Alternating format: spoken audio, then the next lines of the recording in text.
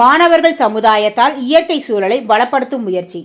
தற்போதைய காலகட்டத்தில் இயற்கை சூழல் வெகுவாக குறைந்து வரும் நிலையில் பல்வேறு பகுதிகளில் மரங்கள் வெட்டப்பட்டு வருவதால் பறவைகள் மற்றும் விலங்குகள் மனிதர்கள் வாழும் இடத்தை நோக்கி படையெடுக்க தொடங்கியுள்ளது.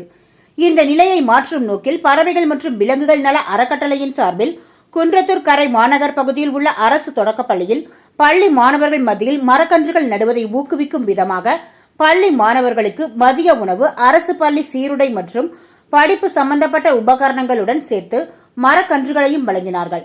அறக்கட்டளையின் தலைவர் வில்சன்குமார் தலைமையில் நடைபெற்ற நிகழ்ச்சியில் பள்ளியில் பயிலும் அனைத்து மாணவர்களுக்கும் பழம் சார்ந்த மரக்கன்றுகள் வழங்கப்பட்டது.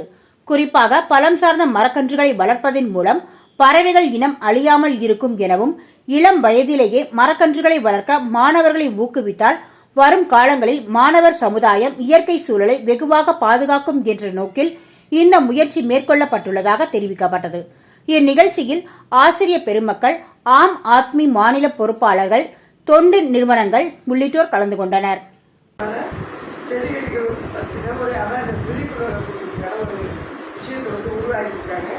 இவ்வளோ பேரை கூப்பிட்டு நம்ம நிகழ்வை ஏற்படுத்தியிருக்கு. இந்த அமைப்பின் சார்பாக நம்ம எல்லாரும் அவங்களுக்கு கைத்தட்டி அவங்களுக்கு என்ன பண்ணுவோம்.